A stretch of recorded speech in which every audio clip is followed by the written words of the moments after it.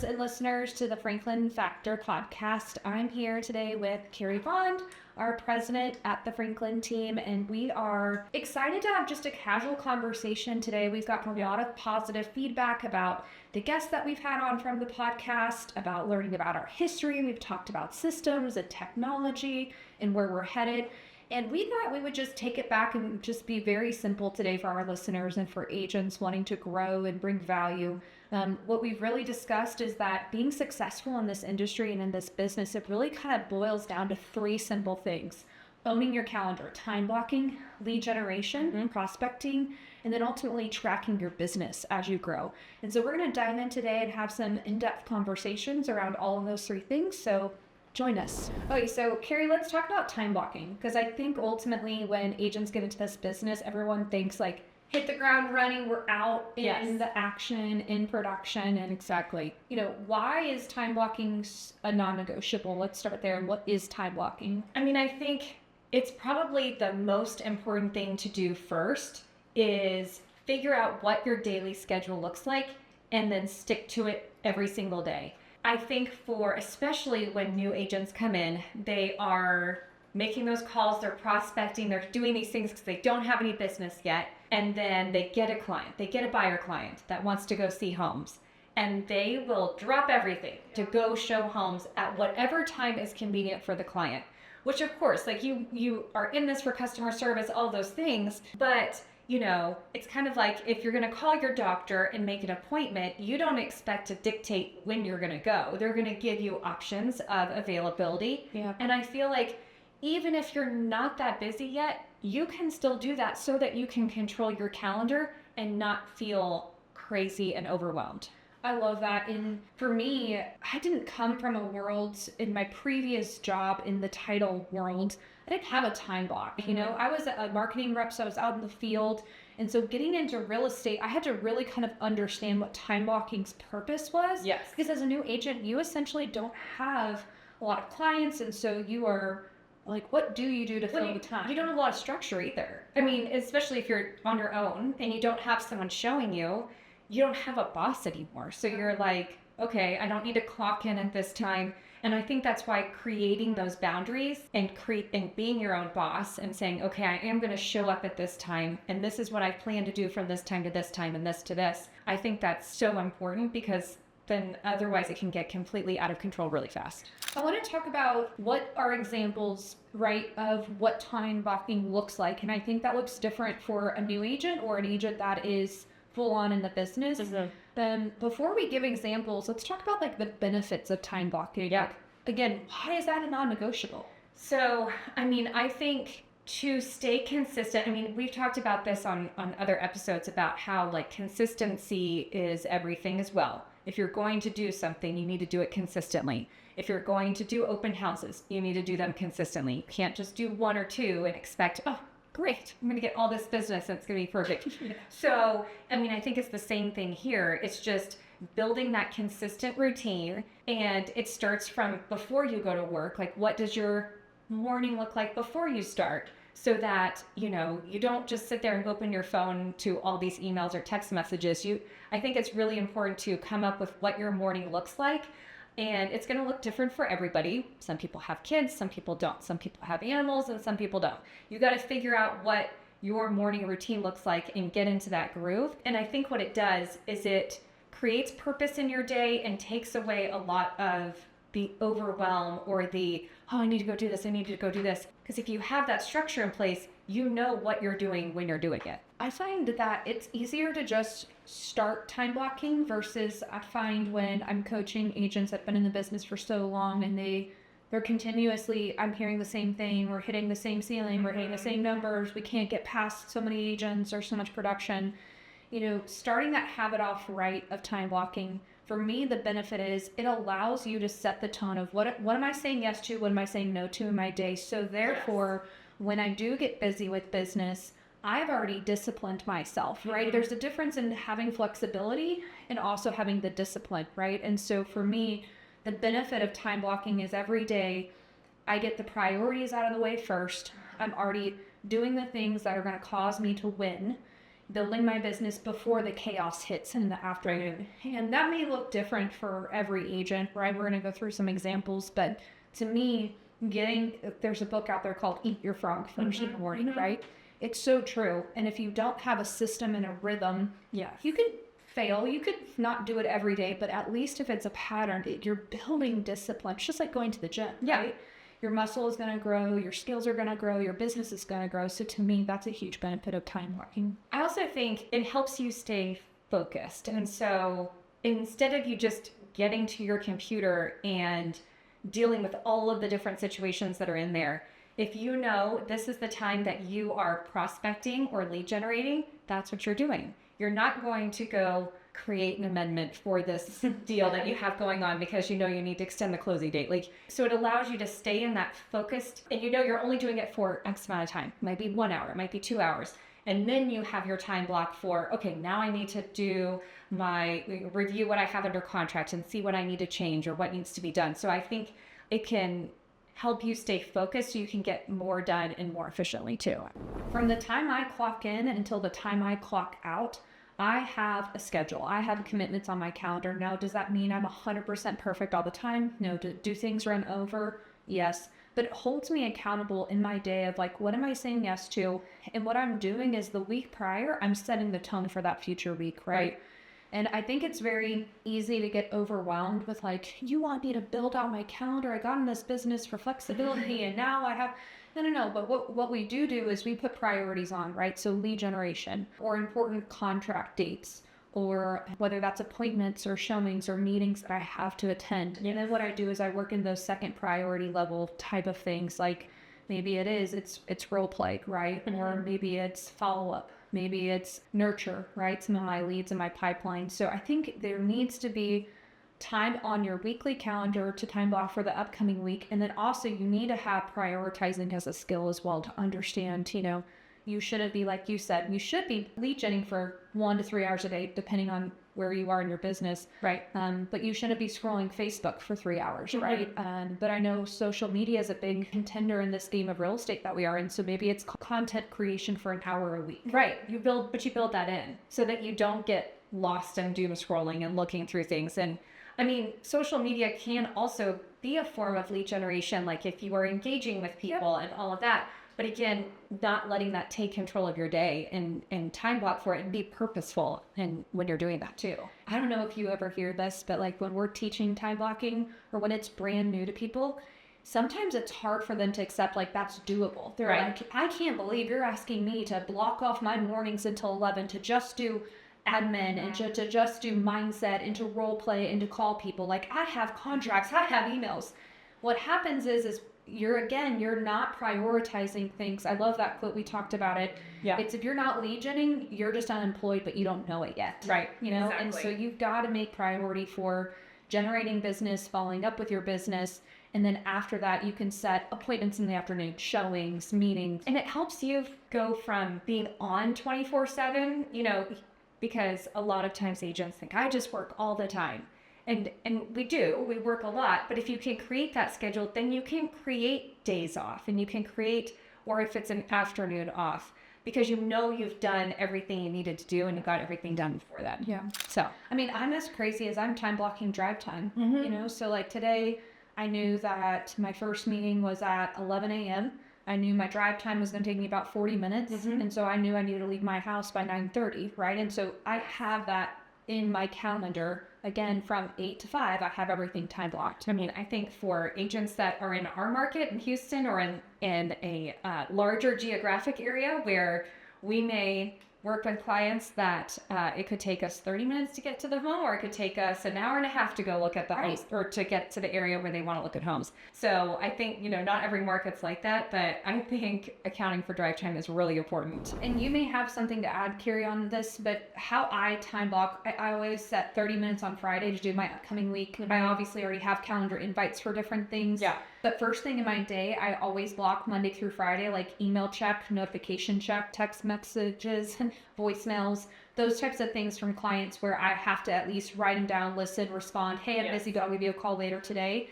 And then I move into my top priority type thing of like whether that's lead nurture, lead prospecting in the morning. But I color code. I know that sounds silly, but it helps me identify like money making activities. I do green, personal, I do purple. Yes. Appointments, I do yellow. Drive time, I do black. So I do kind of have a system.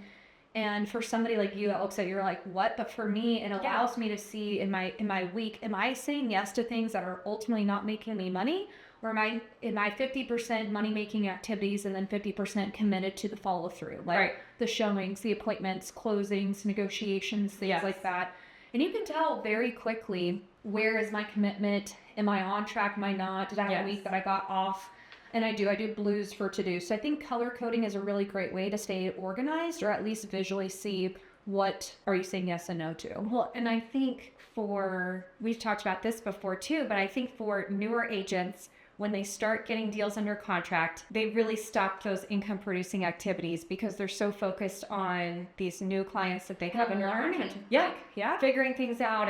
And obviously you're going to have a little bit of that at the beginning, but what I see happen a lot is that agents will have those one, maybe two under contract, then they stop all prospecting and all really income generating activities, and then those close, and then they have nothing in their backlog, and then you start the whole process over again. So it's like your income goes like this, and then it goes like this, and so instead of it just staying consistent. So I think if you do something like that where you do have the color coding, I think that helps because you'll really be able to see, okay, now everything is purple or yellow, right? I have all these showings, okay, but I'm not getting any new clients. And so I think that's a really great tip that everyone should pay attention to. And also to like wrap up your day, like set a commitment. That might be 8:00 every night for somebody, or for a mom that she's busy, doing kids, or maybe evenings you are busy with clients. Whether that's 9:00 at night, do a quick 15-minute reminder of wrap-ups. Yes. Did you look at what did you accomplish today? What were the things that came up in conversations that you promised this client follow up on?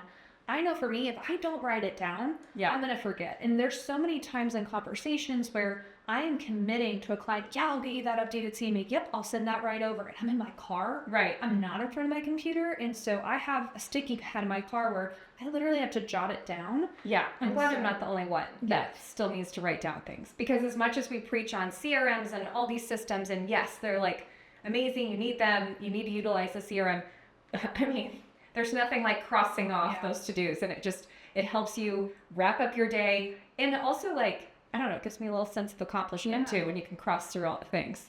Last thing I wanted to say, because I can hear right now an agent listening to this and they're like, but I'm doing the morning, but I don't have anything yet for the afternoon. Mm-hmm. What do I do? Yeah. Let me tell you, you can go to new construction homes. You can preview homes. You can shadow top producing agents. You can get on HAR and practice running comps. Mm-hmm. You can look through pictures. You can start immerse yourself in the industry, sign up for free trainings, go visit maybe new communities. 100%. To me, that is what I would be time blocking. But there are so many different things that you can put on your time block if you're not. To me, that's growing your skill. That's learning something new. And what that might look like when you first start is maybe it's 4 hours in the afternoon every single day. And then as you start to get a little bit busier, it might get reduced to an hour a day. Mm-hmm. And then it may just be an hour a week when you become a Franklin, or Andrew Franklin or Sarah Savard. Right. But at some point, I know that a lot of great people in real estate that are super successful, they never stop growing, they never stop learning. And so take the time while you're not busy and while things are not chaotic to learn and to learn systems. Learn the market, learn your area, learn the communities. And there's so many different like hidden gems out there that you have no idea about. And so, like you said, if you can go explore all of that and learn while you're not busy, then when you do get that client who is relocating here and wants X, Y, and Z, you might have that visual, oh my gosh, I looked at this community a few months ago when I was not that busy, and I remember the amenities. It sounds like exactly something that they would want. So I think it is really important to get out there so it's not your first time when you're with clients. I'll never forget, I went to Home Depot because I remember I was at an appointment, a listing appointment, shadowing, and I was shadowing this agent that had been doing it forever, and he was having a conversation with the owner, and he bent down and scratched. He's like, oh yeah, these are real hardwoods. And I'm like, how did he know that? I thought to myself, he knew. And so I was like, well, I don't want to seem dumb or not an expert. And so I went to Home Depot and I literally looked at LVP, options. I looked at tile, again, just immerse yourself and become an expert. I mean, yeah, you can Google anything, but for me, visually, I needed to see, especially in luxury or higher price homes when things start to get customized, and you can have different upgrades or updates. It's like, sometimes you'll be like, oh, what did that mean? Well, and there's a lot of different countertops out there, right? And so same thing. Like you could see all of those at like Flora Decor or whatever. Go explore. I was like, I gotta learn. You mentioned about keeping that time for lead generation in the morning. I think that is a really important thing, just going back to that, because the day can get away from us. Fires do happen, things come up or whatever that you have to handle. And so if you protect that time in the morning as much as you can, I think that's going to be what helps you grow your business. Yeah. And the lead gen can look different for everyone. Sure. And yes, I think keep it simple, old school. Pick up the phone call, go through your sphere, there's no more yellow pages anymore. Go through Google, find businesses, the A to Z trick, find a business that starts with A, call. You can do so many different things. If calling is not it, you still have a commitment. You signed up to do this. And so business is not just going to naturally come to you. You've got to work that in. So what are some examples you have conversations with other rainmakers and leaders in this industry? At that level, they're not picking up the phone for 3 hours in the morning, but what are other types of lead generation that could count to fill up that morning slot? I think it's just all about providing value so that you're the agent they think of when it's time for them to, buy or sell or invest or whatever that looks like. And so, sure, you may have a past client that that you need to reach out to quarterly. Yeah. And there's just those personal touches. And maybe it's just like, hey man, here's how the market's doing. I just want to let you know, here's how your neighborhood looks right now. Anything like that where you're not just, of course it's fine to call and ask for a referral, sure. But I think if you can lead with some piece of value every time, I think that's what, and then ask a question, right? So, hey, here's how your neighborhood's doing. How are you liking your home? Or, how's the home going? Anything that I can help with? Even, have you guys thought about making any updates? I have a new contractor that I really enjoyed working with if you need his information. Just always thinking of how you can provide value, again, so that they're like, oh yeah, Carrie's that person, always has an answer for me, is always giving me information, so she's the one I'm going to call. Again, call, I always think, is the best method. However, a lot of people have moved to texting. Yeah.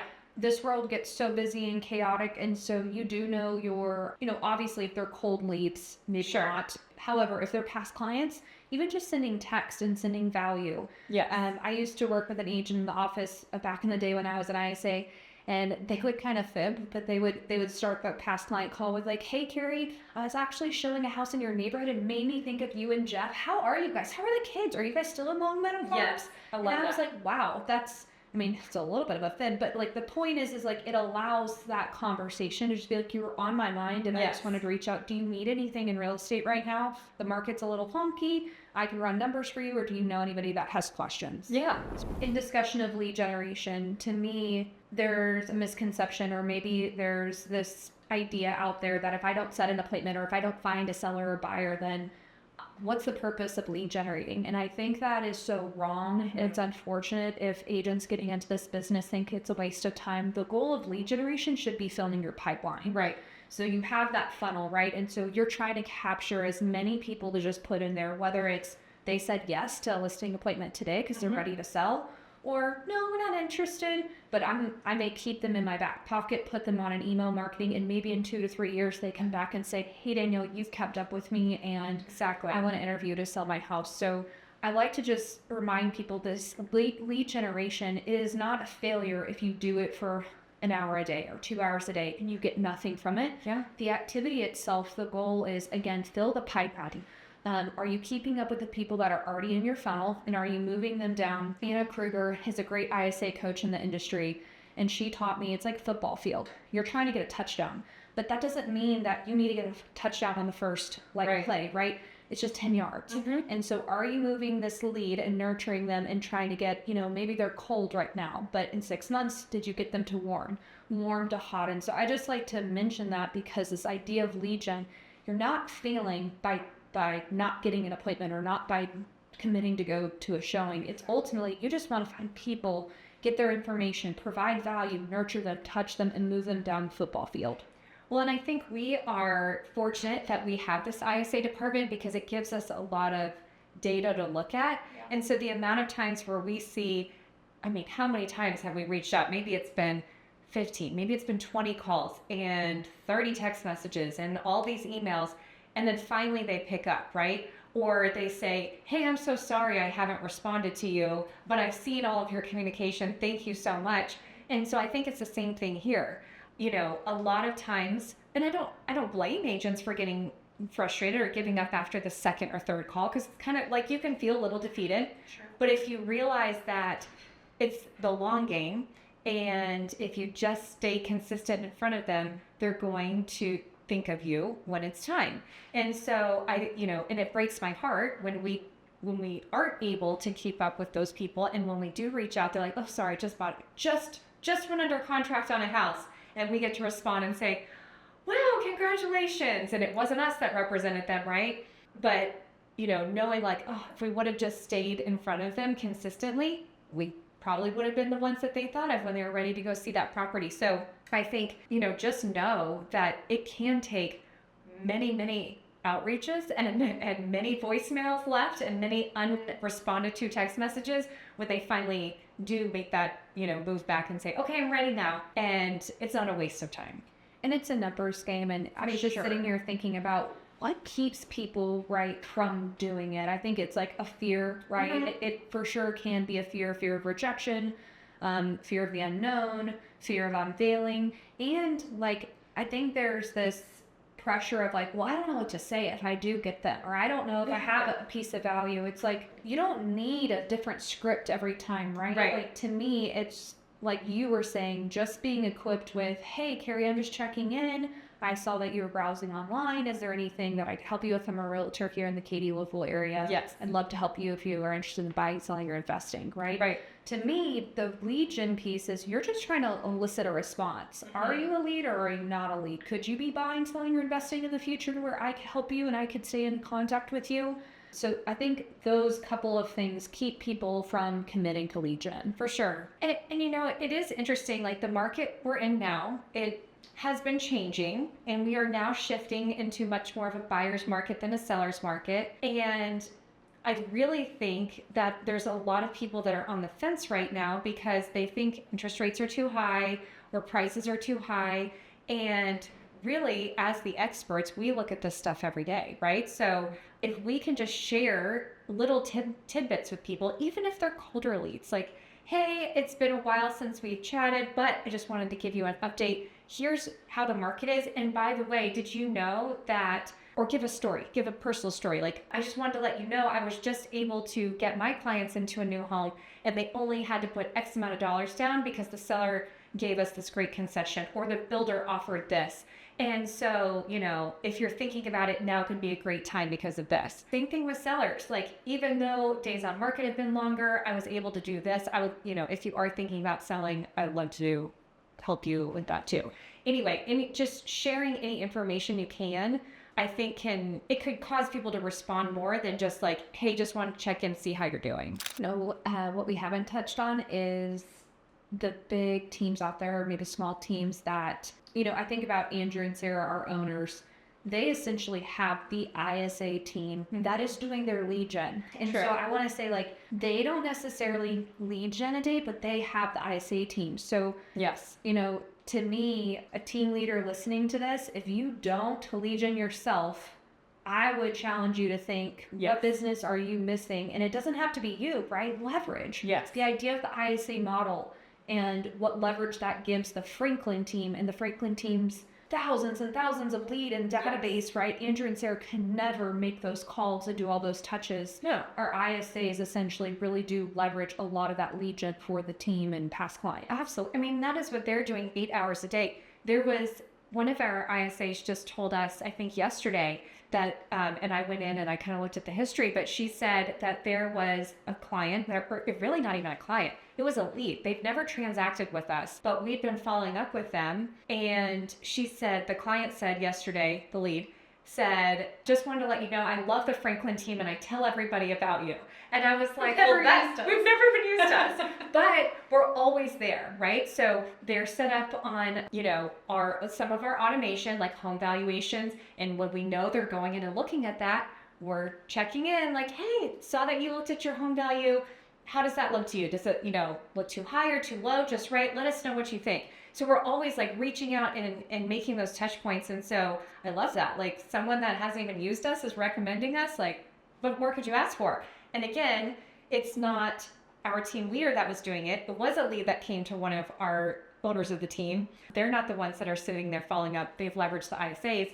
And so who knows what else that's brought us. That's beautiful. I love that story. It's great. If you're interested in learning more about the ISA model or what lead generation systems we have or processes, feel free to click the links below and schedule one-on-one Calendly appointment with me, and I'd be happy to chat and share more. We are all about collaboration here at EXP at the Franklin team. So Danielle, we talked about at the beginning, there's 3 things, and they're really simple, but 3 things that are so important for agents to implement to their business. If they haven't already, they should start today. But the first one would be time blocking. So we went over that.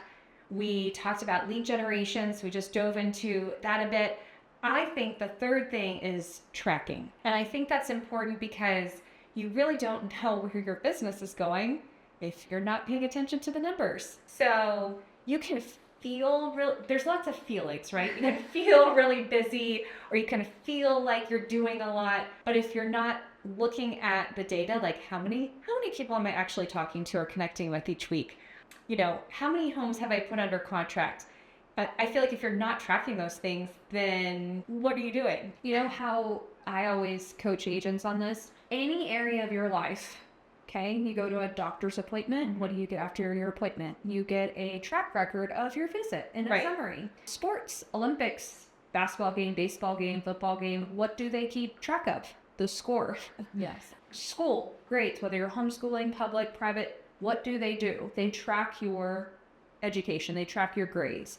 And so why would we not apply that to your business? The thing that is going to help you live the life that you want to live. So for me, that's a very important piece that I'm sure some people may make excuses of. It's complex, or I don't know where to track or what to track, or we know a lot of teams and companies, we track a lot of different things for various reasons. But I would always just say, what is your goal, right? And what is important about that goal? Okay. And then we work back from there, right? And work on conversions. Again, I totally agree. I think tracking is a huge piece to this, to being successful. At first, there may not be much to track, right? As you get started. True. But maybe you can start with how many leads people am I talking to in a day? Exactly. I mean, I think, in my opinion, you really need to have like 20 conversations a week, really, with 20 different people. And In-person conversations? No. Just like over the phone, longer than a minute or 2. I would say longer than 2 minutes would be, in my opinion, a conversation, so that you are connecting with enough people to build that pipeline. And so I think it's important too that you start tracking where you're getting your business from. So I know that doing open houses is an income generating activity because you can bring in leads. So, looking at your lead sources. So am I getting most of my business from my sphere? Is it mostly coming from referrals?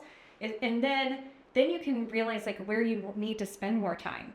If you are doing some outbound prospecting, like circle prospecting or calling expireds or FSBOs, and it's working, then heck yeah, like keep doing that. That's great. But I think that's important for us. We pay for a lot of leads, so we have to track that. We have to know what we're spending out the door. Like, are we getting that back plus more? Is there a return on our investment?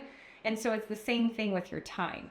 If you're going to spend your time, nurturing your sphere, you want to make sure that you're getting that back, right? And it feels good when you track and you see the progress. Yes. Because there is a lot of grit it takes to make it in this industry, especially in a balanced or in a buyer's market, especially if you're doing this solo and not on a team that's providing you leads. And so the tracking for me is also motivation and a reminder of why I'm doing what I'm doing. I think it's also indicators on where my performance may be lacking, where there's some blind spots. If I'm not tracking or if I'm not looking at that, I could be doing the wrong thing over and over, and I could have no idea on why this thing is not working out for me. Carrie, I've been doing this for 12 months and I still haven't closed a deal. Right. Well, you're writing 18 offers a month. You're showing over 100 homes a month. Maybe it's coming down to how you're writing an offer because you're not getting it executed. And so, start small, like you're saying. I think that's such a good point of just quality conversations. And then once you get the conversations, what's your lead conversion? Then from the lead conversion, what's your client conversion? All the way from meeting them to getting them signed to going under contract to is the contract vesting or closing. But to me, start small, and then add next level. Exactly. Now, I mean, a little bit of a shameless plug, but we use a platform called Sisu, which just recently now EXP agents, anyone at EXP can have. And what I think is so great is that EXP has brought in this technology that, any agent can use to do this and do it very simply. Like just easily track how many conversations, how many appointments set versus how many appointments met, and then how many contracts signed, and go from there. And you can track how many you've lost too. So I'm really grateful that EXP did that, because I think for both teams and for independent agents, it's a great tool. Highly recommend. Last thing I wanted to say about tracking is what's cool is when you start to feel maxed out, or volumed out. That's where when you are tracking, then you're like, okay, well, I'm hitting the numbers and I'm doing max level, but now I want to get back more time and I want to leverage more. So if I do 100 transactions every year, I'm going to make the same amount of money. Right. But if I convert 20% better every year, that 100% actually is the same amount of work, or those 100 transactions, I'm going to do the same amount of work. I'm just converting more. It might actually give me 150 transactions. Right. So, tracking the number, and I think tracking conversions is really, really important too. Another piece of tracking that I think is really important is to be able to predict your business over time. So obviously in your first year or even 2 years, it may be hard to predict what your income can look like, but if you start tracking over time like we do, I know like we'll go back years and we'll say, okay, what did it look like in 2019 for us during this time? Okay, we had this many leads coming in, we had this many appointments set, all those things. I think for an agent, that's huge, because then you can know, okay, awesome, like I had this amazing second quarter. I'm not going to spend all my money because I know that typically my third quarter or my fourth quarter sucks. And so I can, and maybe it'll help you like, okay, I need to do more income producing activities this quarter to help build out for this one, or, things like that. I think that's where it can really help agents from hitting those plateaus and being able to break through them. Just to tie all this back together, time block your tracking. Yes. Every day. Like if you are going to just have a sticky note, then do the sticky note at the end of your day. If you're going to have a spreadsheet, do that. If you're a part of EXP brokerage, that gives you this awesome tool to track your numbers.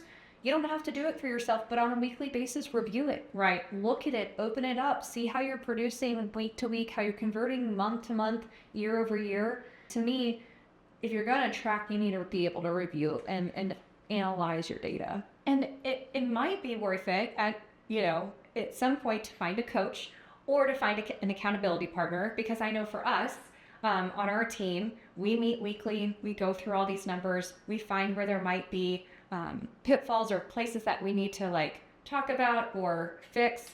And we do that on a weekly basis. So even if you could do that on a bi-weekly or a monthly basis with an accountability partner, or if you're at that point to find a coach, I mean, I'm all about coaching and finding someone that can help you stay accountable, then you got to keep your numbers, right? You got to keep track of everything, because then you're going to review it with somebody. So there are some people that are very accountable to themselves, and that's great, but there are certainly a lot of the population that just, it's hard, right? And so, but if you're going to be meeting with someone and you got to have it all down there, then you're much more likely to keep track of it. That's a great point. Yeah. Okay, so just to wrap things up on today's episode, we really talked about a few important things, but I think it really comes down to creating that discipline in your schedule, which will then, if you have that discipline in your schedule, you'll have this consistent lead generating activities which then leads to predictable income. I think it's great. And I would just encourage listeners, just take an audit of your current calendar and of your schedule and what feels out of control, what feels in control. Again, it may not be perfect, but maybe for the next 5 days, commit to really focusing to whatever is on my calendar. When it's on my calendar, I'm going to actually do it, because that's a whole other piece. You could put it on there, but if you're not doing it and following it, there's going to be nothing that comes from it. And treat it like a listing appointment. Yeah. Treat it like I can't miss this lead gen appointment of I start on the phones at 9, I end at 10:30, and then afterwards I do my follow-up, and then 12 o'clock on, I'm going to be doing showing. So treat it like a listing appointment. You wouldn't miss or not show up to a listing appointment, so why are you doing it to yourself and inflicting wound for yourself? You know, Right. You want to grow, you want to earn more money, so just try it for 5 days or for a week. I love that. I think that's a great challenge. Thanks for joining us today on the Franklin Factor podcast. Don't forget to like, share, and subscribe, and we'll see you next time. Bye.